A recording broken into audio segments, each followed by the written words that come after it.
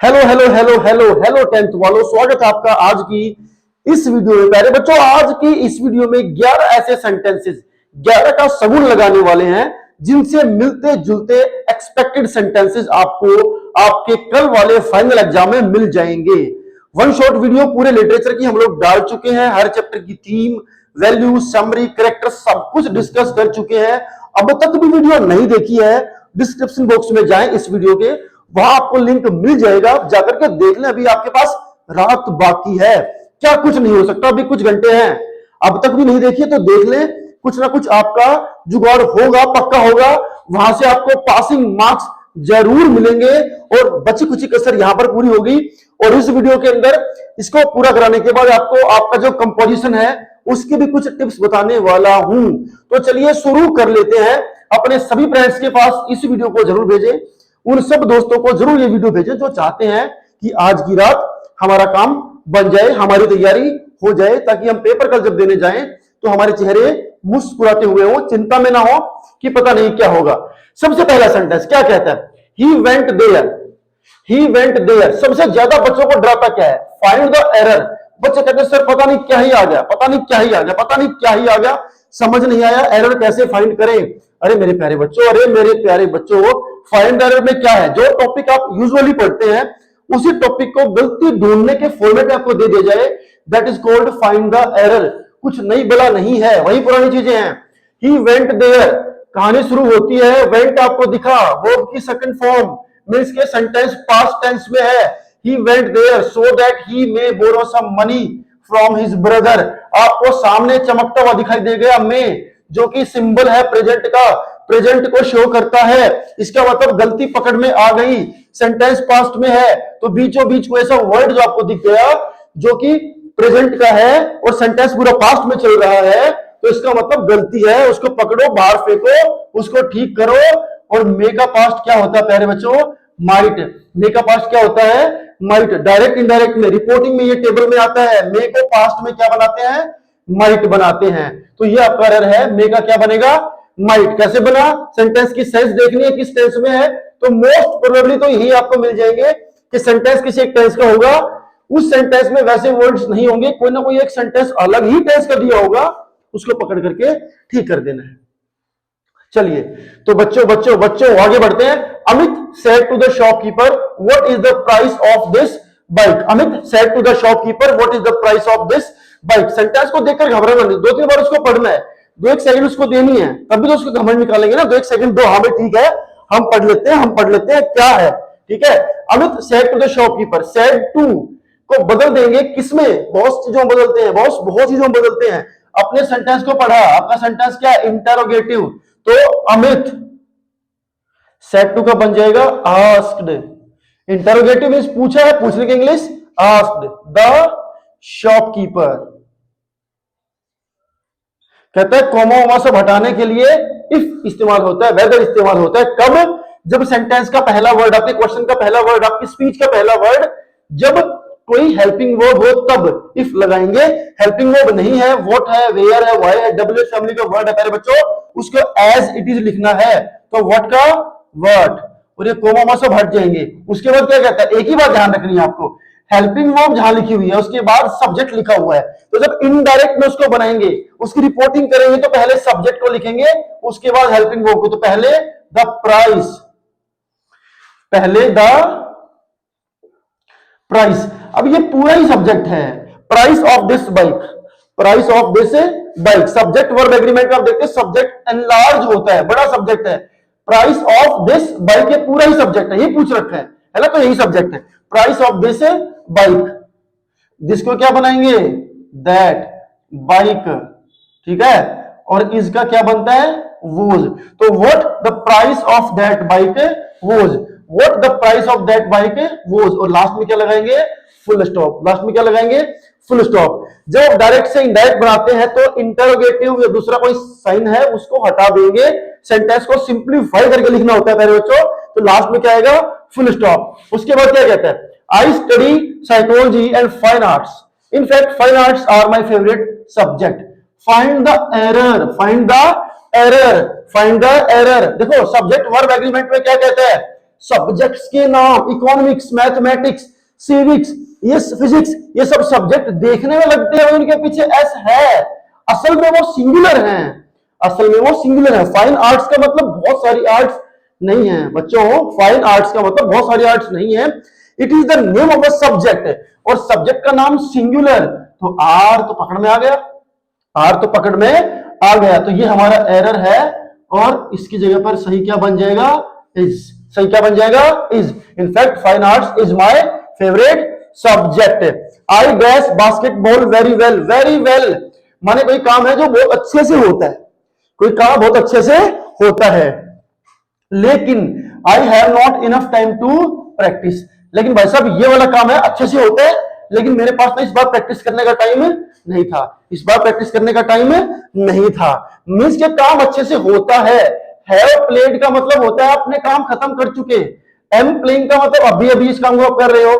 Play का मतलब verb की फर्स्ट फॉर्म, मींस के रूटीन, हैबिट हाजी होता है। विल प्ले का मतलब फ्यूचर में।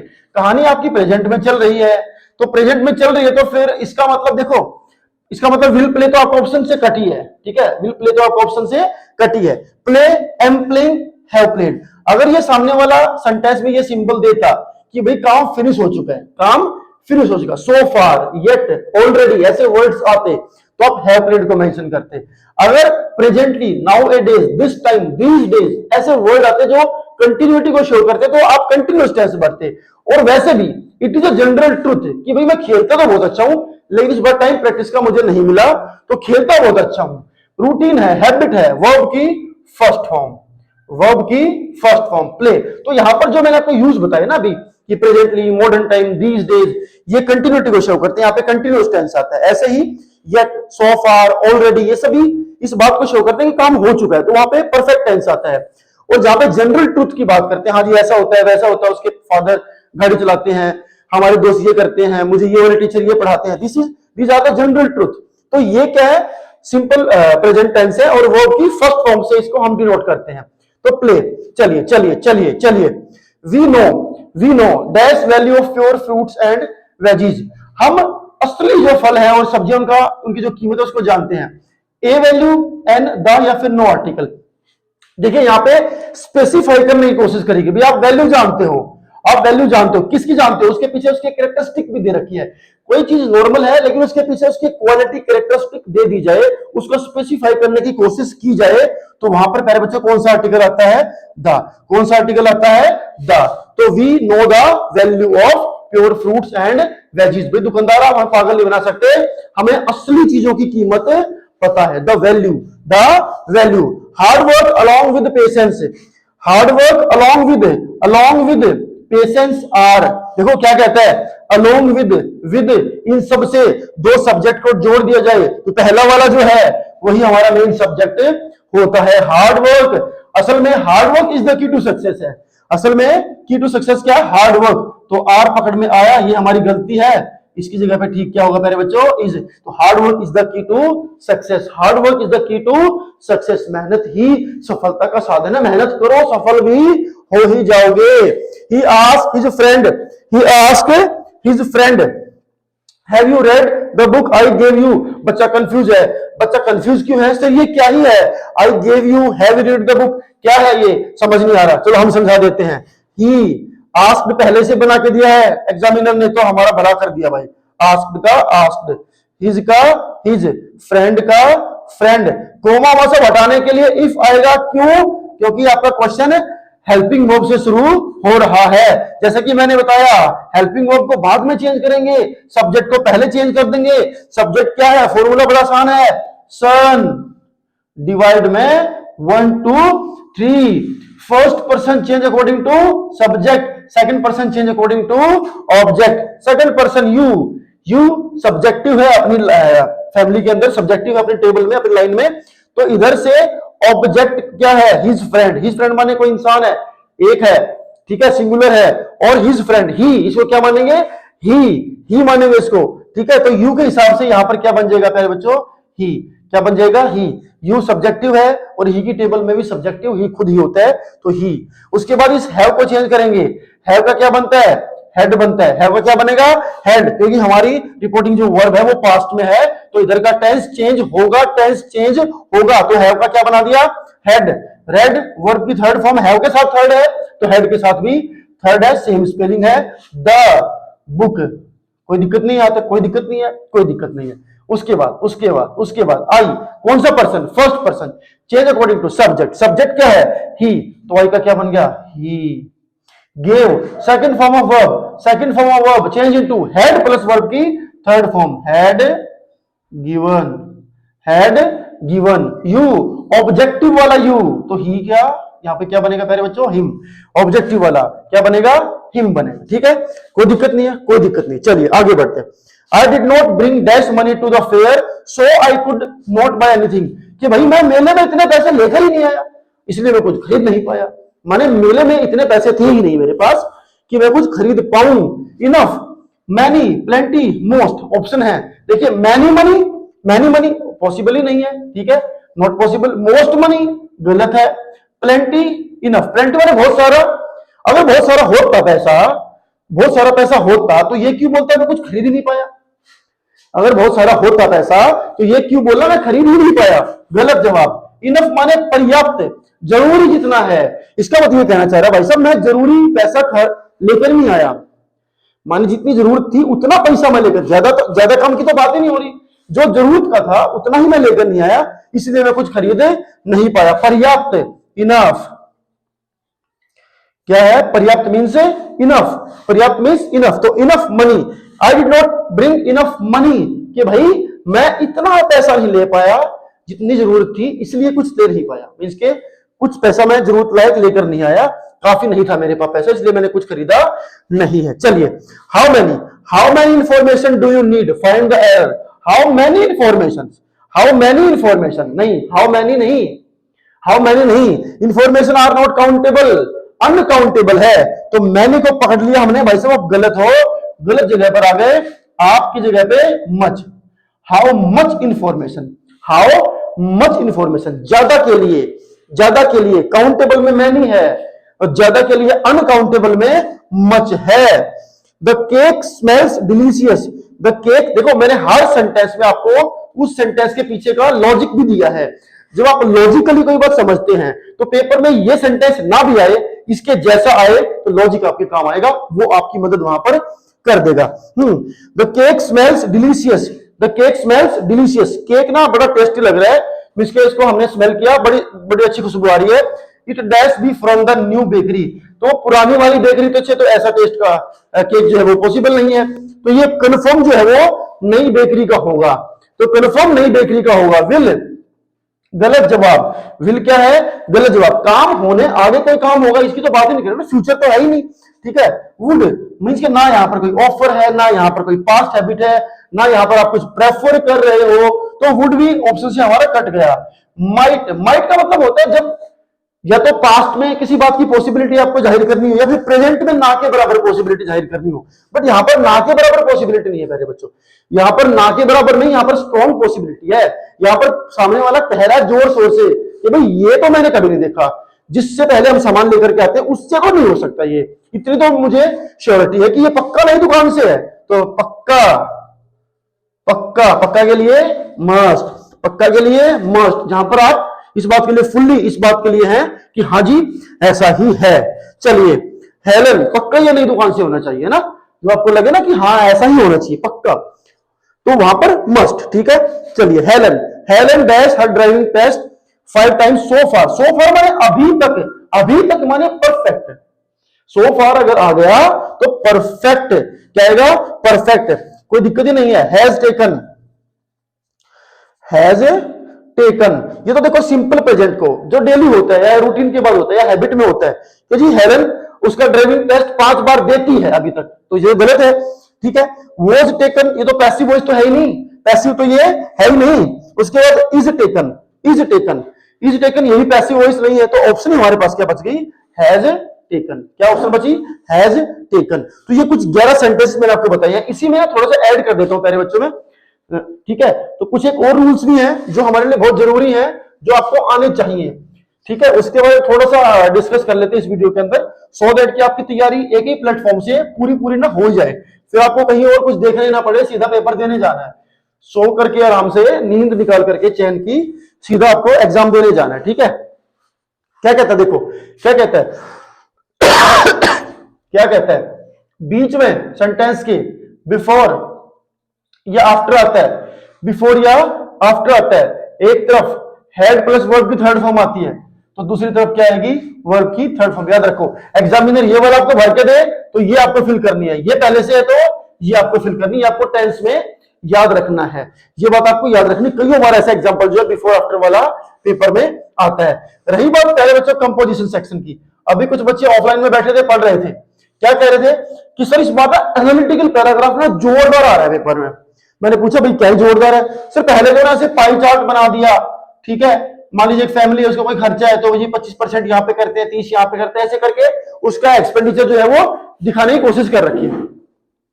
अभी मैंने पूछा अभी क्या आता है, तो सर अभी तो ऐसे तीन तीन ना स्टडीज ही आती हैं कि जी आपके स्कूल में ना कोई लेटर आया है तो 2-3 साइंटिस्ट ने लेटर लिख दिया, ठीक है, उन्होंने अपनी अपनी बात लिख दी, तो आपको ना कोई एक सिलेक्ट करना है कि कौन सा सही है, और नीचे क्वेश्चन आ गया write an analytical paragraph to justify which one is the better. तो मैंने पूछा भाई इसमें क्या ही अलग है, क्या अलग है इसमें कि सर तो इसमें क्या लिखना है? अरे ये तो और आसान है, ये तो सामने वाले ने आंसर ही दे दिया। अभी आपको क्या बोला है कि आपको कंपेयर करना है और कंपेयर करके सही वाला बता देना है, तो सीधा सीधा आपको लिखना है। सबसे स्टार्टिंग में कर देना भाई साइंटिस्ट नंबर 2, उसका कोई नाम दे रखा है पेपर में, he is better one, he is better one, यही है, आपने फाइनल कर दिया ये बेटर है। अब ये बेटर कैसे है, तो एक क्वालिटी लिखेंगे साइंटिस्ट 1 की, अगले लाइन में लिखेंगे साइंटिस्ट 2 की, और सारा कंपैरिजन कर देंगे, और फाइनली एक बार फिर से लिख देंगे कि इस कंपैरिजन के हिसाब से साइंटिस्ट नंबर 1 मिस्टर विकास जो है वो हमारे लिए बेटर ऑप्शन है। तुम देखना ये वाला ऑप्शन जो है सीधे से बार बोलेगा तो बदल दो, इसको पहले वाला ठीक था, इसमें तो आंसर है। बच्चे इसको लिख करके आएंगे, बच्चे इसको लिख करके चले गए, बच्चों को नंबर देना पड़ेगा, क्योंकि बच्चों से आपने ये तो पूछा कि दोनों लोगों को कंपेयर करो, तीनों को कंपेयर करो, कंपैरिजन तो आपने लिख करके दे दिया, इसको 15 साल का एक्सपीरियंस, इसको 10 साल का, इसको 5 साल का, तो आप लिख देंगे scientist number 1 has 15 years experience, scientist number 2 has 10 year experience, scientist number 3 has 5 year experience, scientist number 1 is better choice। ये तो आपने बना दिया आंसर, ये तो आंसर बना दिया, ये तो बना दिया, नंबर देना पड़ेगा भाई, नंबर तो सीबीएसई को देने पड़ेंगे।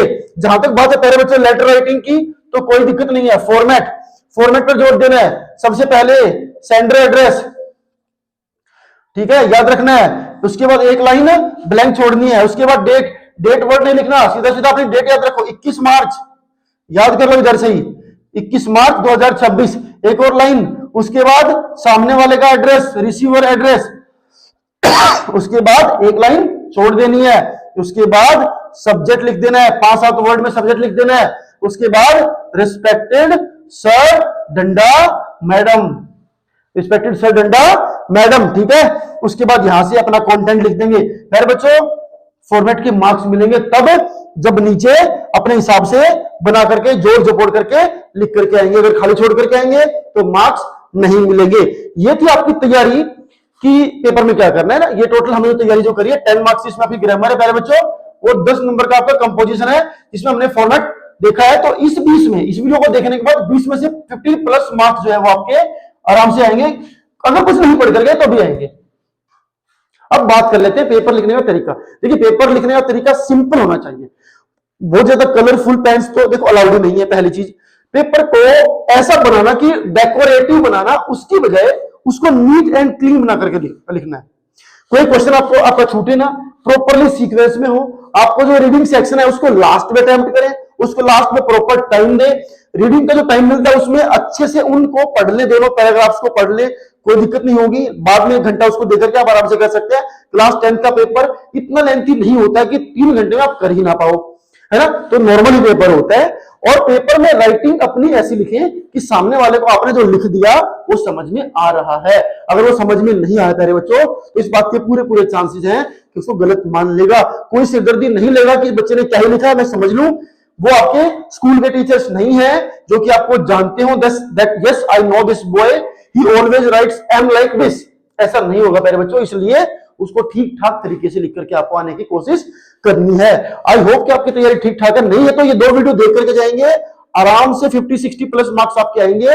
वन शॉट में डाल चुका हूं, डिस्क्रिप्शन बॉक्स खोल करके देख लो, कमेंट वहां पर मैं सॉरी लिंक में वहां पर जो है वो छोड़ दूंगा। तो ये वीडियो मैंने यहां पर डाल दिया है। तो टोटल आपका पूरा काम हो चुका है हमारे इस चैनल के ऊपर। आपको अब कुछ और करने की जरूरत नहीं है। एचबीएससी वाला का पेपर आने वाला है, वो भी ये वीडियो देख करके अच्छी तैयारी कर सकते हैं और आराम से 9 हाथ की रजाई में जो है वो सो सकते हैं। सुबह आराम से उठे, पूरी नींद ले, अच्छे मूड में पेपर देने जाए, पेपर बहुत शानदार होगा। आई होप कि वीडियो समझ में आई होगी, पिछली वाली भी समझ में आई होगी। अपने फ्रेंड्स को शेयर कर दो जिनको आज ही सब पढ़ लेना है और अच्छे नंबर ले लेने हैं। वीडियो देखने के लिए थैंक्स और हमें सपोर्ट करते रहें। सपोर्ट करना बड़ा जरूरी है। एक सब्सक्राइब 1 सेकंड लगता है और उससे हमें क्या मिलता है, मोटिवेशन मिलता है, ताकि आपके लिए और अच्छे से भी अच्छा कंटेंट लेकर के आते रहे। Thank you.